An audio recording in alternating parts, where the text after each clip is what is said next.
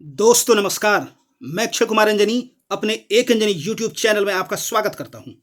आधुनिक भारतीय इतिहास की श्रृंखला को आगे बढ़ाते हुए आज हम आपके सामने एक वीडियो लेकर उपस्थित हुए हैं जिसमें हम मोहम्मद शाह, अहमद शाह और आलमगीर दूती के बारे में चर्चा करेंगे। यह कोर्स यूनिवर्सिटी और बोर्ड एग्जाम के साथ साथ खास तौर से प्रतियोगिता परीक्षाओं को ध्यान में रखकर डिजाइन किया गया है, जिससे आपको निश्चित ही मदद मिलेगी। तो कृपया इस वीडियो के अंत तक बने रहें और इसे ज़्यादा से ज़्यादा लाइक और शेयर करें। अगर अब तक आपने इस चैनल को सब्सक्राइब नहीं किया है तो इसे तुरंत सब्सक्राइब कर लें और बगल में लगे बेल आइकन को भी दबा दें, ताकि मैं जैसे ही कोई वीडियो अपलोड करूं वो तुरंत आप तक पहुंच जाए। तो चलिए स्टार्ट करते हैं हम लोग सबसे पहले जो है मोहम्मद शाह के बारे में। मोहम्मद शाह का कार्यकाल 1719 से लेके जो है ये 1748, एक लंबा कार्यकाल। लेकिन हम लोग देखेंगे कि मुगल साम्राज्य का जितनी क्षति इनके समय में होता है, क्षेत्र की दृष्टि से उतना जो है और प्रतिष्ठा के दृष्टि से भी उतना अब तक के किसी भी मुगल सम्राट में जो है नहीं देखा था। तो चलिए देखते हैं सबसे पहले क्या है कि रफ़ी उद दौला की मृत्यु के बाद सैयद बंधु ने जो है जहान शाह के पुत्र रोशन अख्तर को मोहम्मद शाह के नाम से जो है शासक बनाया। तो मोहम्मद शाह को भी जो है जो शासक बनाने का जो दर्जा है किसको प्राप्त है, ये सैयद बंधु को। देखिए हम लोग जो स्टार्ट किए थे, सैयद बंधु सबसे पहले फार्रुखसियर को, उसके बाद रफ़ी उद दरजात को, उसके बाद रफ़ी उद दौला को और उसके बाद अल्टीमेटली मोहम्मद शाह। तो 4 शासक को जो है गद्दी पर बैठाने का जो ये जिम्मा है, ये सैयद बंधु के जो है जिम्मे जाता है। चलिए, तो मोहम्मद साहब को जो है लोग रंगीला बादशाह कह के बुलाते थे और इनको गद्दी पर बैठाया गया कब, 28 सितंबर सन 1719 को। चलिए देखते हैं कि मोहम्मद शाह के समय एक चीज जो हमको देखने को मिलता है वो ये कि सैयद बंधु का जो है पतन या अंत जो है इसी के समय हमको देखने को मिलता है। लेकिन अपने से नहीं, जो है उस समय के दो तुरानी दल के नेता कौन, एक निजामुल मुल्क जिनका वास्तव में नाम जो है चिनकिलिश खां रहता है और दूसरा जो है अमीन खां। इनकी सहायता से ये सैयद बंधु का जो है क्या करते हैं, ये अंत कर देते हैं। और उनका खात्मे के बाद जो है होता क्या है कि हुसैन अली जो उनका छोटा भाई रहता है, बड़ा भाई अब्दुल्ला, हुसैन अली की हत्या जो है 9 अक्टूबर सन 1720 को हैदर बेग जो तुरानी सैनिक रहता है उनके द्वारा कर दी जाती है। और साथ ही साथ अब्दुल्ला खां को भी जो है बंदी बना लिया जाता है और बाद में उनकी जो है हत्या कर दी जाती है। यह घटना जो है सन 1720 की ही है। सैयद बंधु की हत्या के बाद मोहम्मद शाह ने, देखिए इंपॉर्टेंट चीज है, मोहम्मद शाह ने जो पहला वजीर बनाया वो वजीर कौन था, वो वजीर था अमीन खां। याद रखिए कि अब तक जो है लगातार जो वजीर के पद पर थे वो कौन थे, वो अब्दुल्ला खां थे। और अब्दुल्ला खां के बाद जो पहला व्यक्ति वजीर बनता है वो कौन है, वो है अमीन खां। इनको कब बनाया गया, ये 1720 में ही। मोहम्मद शाह ने 21 फरवरी सन 1722 को निजामुल मुल्क को वजीर बनाया। इसके बाद तो 20 में बनाया अमीन खां को और 22 में बनाया जो है निजामुल मुल्क, जिनको चिनकलीज खां भी कहते हैं, उनको बनाया। लेकिन सन 1720 में चिनकलीज खां को दक्कन का सूबेदार बनाया। एक महत्वपूर्ण चीज है, तो 20 में दक्कन का सूबेदार बनाया गया किनको, जिन्होंने महत्वपूर्ण भूमिका निभाई सैयद बंधुओं के पतन में। कौन भाई, तो ये था चिनकलीज खां, इनको दक्कन का सूबेदार, और अमीन खां को जो है वजीर का पद मिला। चलिए आगे देखें हम लोग कि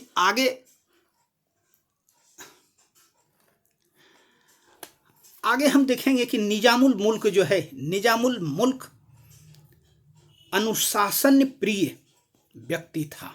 वजीर बनने के बाद देखो क्या हुआ कि निजामुल मुल्क अनुशासन प्रिय व्यक्ति था और दरबार में कठोर अनुशासन लाना चाहता था और दरबार में जो है पुराने शिष्टाचार उसको बहाल करना चाहता था, क्योंकि निजामुल मुल्क जो है ये औरंगजेब के समय का ही जो है सरदार था। परंतु मोहम्मद शाह से उनको जो है कोई सहयोग प्राप्त नहीं हुआ। जब शासक से ही सहयोग प्राप्त नहीं होगा तो उस स्थिति में जो है फिर वजीर क्या कर पाएगा। और उन्होंने इससे क्षुब्ध होकर दिल्ली दरबार को छोड़ दिया और सन 1724 में स्वतंत्र हैदराबाद की जो है स्थापना की जाती है। किनके द्वारा, चिनकलीज खां के द्वारा या निजामुल मुल्क के द्वारा। ये कैसे की जाती, इसको हम लोग जो है ना, जब हम लोग छोटे छोटे जो स्वतंत्र राज्य स्थापित होते हैं उसके वाले चैप्टर में आगे हम लोग इस चीज़ को देखेंगे। तो फिलहाल यहाँ पर हम लोग इतना ही जाना है कि सन 1724 में हैदराबाद की स्थापना की जाती है किनके द्वारा? निजामुल मुल्क के द्वारा। सन 1722 में सादत खां बुरहानुल मुल्क, ये देखिए दूसरा व्यक्ति, सन 1722 में शहादत खां बुरहानुल मुल्क के द्वारा जो है ना अवध को जो है एक स्वतंत्र राज्य के रूप में जो है स्थापित किया जाता है। आप इसको चाहे तो स्वतंत्र कह सकते हैं, आप चाहे तो इसको जो है अर्ध स्वतंत्र भी कह सकते हैं। चलिए, इसी के समय बिहार, बंगाल और उड़ीसा ये भी स्वतंत्र हो जाता है, ये भी स्वतंत्र हो जाता है। खासतौर से जो है किनके नेतृत्व में? ये बंगाल के जो है नवाब रहते हैं, उनके नेतृत्व में ये लगभग जो है स्वतंत्र ही हो जाते हैं।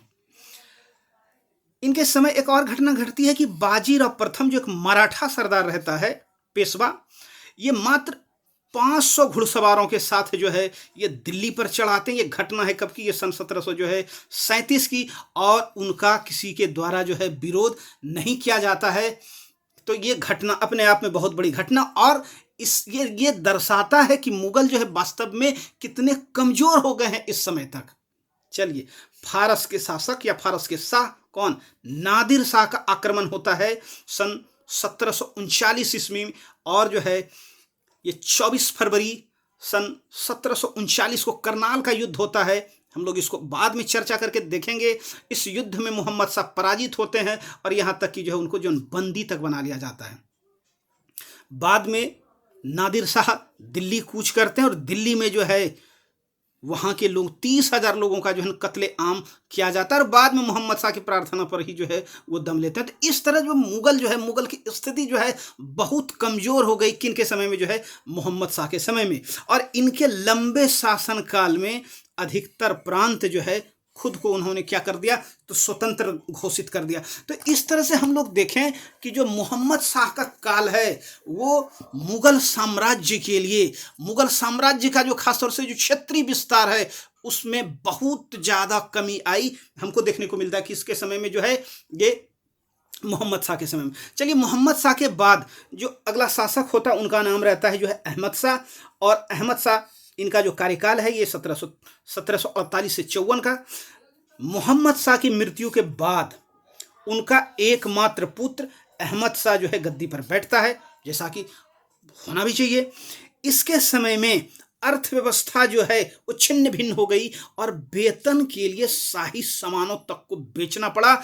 और इतना ही नहीं, वेतन नहीं मिलने के कारण जो है सेना ने विद्रोह तक कर दिया। किन के समय? अहमद शाह के समय में। अहमद शाह के समय में जो राजकाज है इसमें हिजड़ों और औरतों का जो है एक गिरोह सक्रिय हो गया, और उसी के हाथ में जो ये कामकाज चला गया राज्य का, और जिसका मुखिया राजमाता उधम बाई थी, जिनका जो है जिनकी उपाधि ये किबला ए आजम हमको देखने को मिलता है। हिजड़ों का सरदार था कौन? जावेद खां। और जावेद खां को अहमद शाह के द्वारा जो है नवाब बहादुर की जो है उपाधि प्रदान की गई थी। अहमद शाह ने अपना जो वजीर है ये सफदरजंग को बनाया। ये अवध के नवाब थे। अवध के नवाब सफदरजंग को जो है वजीर बनाया गया किनके द्वारा? अहमद शाह के द्वारा, जो कि बुरहानुल मुल्क इनका जो ये कौन था? ये भतीजा और दामाद था। देखेंगे हम लोग बाद में चल के। सफदरजंग ने जो है जावेद खां जो हिजड़ों का सरदार रहता उनकी जो हत्या कर देते हैं, और इससे क्षुब्ध होकर क्या करते हैं? सफदरजंग के बाद जो है जो नया वजीर बनाया जाता है वो रहता है कौन? गाजी उद्दीन इमादुल मुल्क।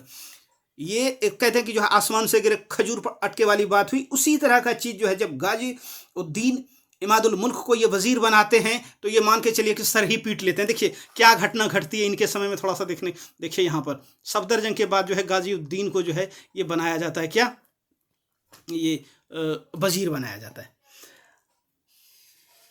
अहमद शाह के समय अफगान शासक अहमद शाह अब्दाली का जो है अहमद शाह अब्दाली का यहाँ पर कई आक्रमण होता है, मुख्य रूप से 8, और ये प्रारंभ होता है 1748 से ही। गाजीउद्दीन के बारे में जाना थोड़ा सा। गाजीउद्दीन जो थे, गाजीउद्दीन इमादुल मुल्क, ये अहमद शाह को सबसे पहले क्या करते हैं? ये अंधा कर देते हैं और उनको जेल में डाल देते हैं। मतलब देखिए एक वजीर होके शासक को अंधा करके उसको जेल में डाल दे रहा है, इसका मतलब वजीर ज़्यादा मजबूत हो रहा है। इनके द्वारा जो है दूसरा शासक बनाया जाता है आलमगीर दूती को, और आलमगीर दूती को शासक बनाने के बाद उसकी भी हत्या कर देते हैं। कि कौन? वजीर। एक वजीर देखिए कितना पावरफुल हो गया, इमादुल मुल्क, जो शासक को जो है हत्या तक कर दे रहे हैं। मतलब मुगलों की जो है बड़ी है माने दुर्दशा हो गई है, दुर्दिन आ गई है। अहमद शाह के समय मुगल साम्राज्य सिमट कर दिल्ली के इर्द गिर्द के कुछ प्रदेशों तक ही जो है सीमित रह गई। एक समय विशाल मुगल साम्राज्य, और आज जो है सिकुड़ के जो दिल्ली के आसपास जो है ये रह गया, ये स्थिति हो गई है मुगलों की। तो हम लोग जो है मुगल के पतन को ही देख रहे हैं यहाँ पर, और उसमें जो है उत्तर मुगलकालीन शासक को हम लोग जो है डिस्कस यहाँ पर कर रहे हैं। अगला शासक होता है आलमगीर दूती। इनका कार्यकाल 1754 से 1758। ये जहांदार शाह के पुत्र अजीजुद्दीन इनका नाम रहता है, जो कि आलमगीर दूती के नाम से जो है ये शासक बनते, गद्दी पर बैठते हैं। इसके समय जो वास्तविक शक्ति है, वास्तविक शक्ति जो वजीर गाजीउद्दीन इमादुल मुल्क के हाथों में ही रहती है, और ये उनके हाथों की जो है एक तरफ से कठपुतली रहती है। आलमगीर दूती ने अब देखिए, जब शक्ति का इस तरह का प्रदर्शन होगा तो शासक को कहीं ना कहीं बुरा लगेगा। अगर सब कमजोर शासक रहता है तो वो फिर जो है क्या करेंगे, वो षड्यंत्र रचेंगे। तो आलमगीर दूती भी जो है इमादुल मुल्क अपने वजीर के विरुद्ध क्या करता है, वो षड्यंत्र रचता है, और इस षड्यंत्र का जो है भेद खुल जाने के बाद वजीर इमादुल मुल्क ने आलमगीर दूती की जो है हत्या कर देते हैं।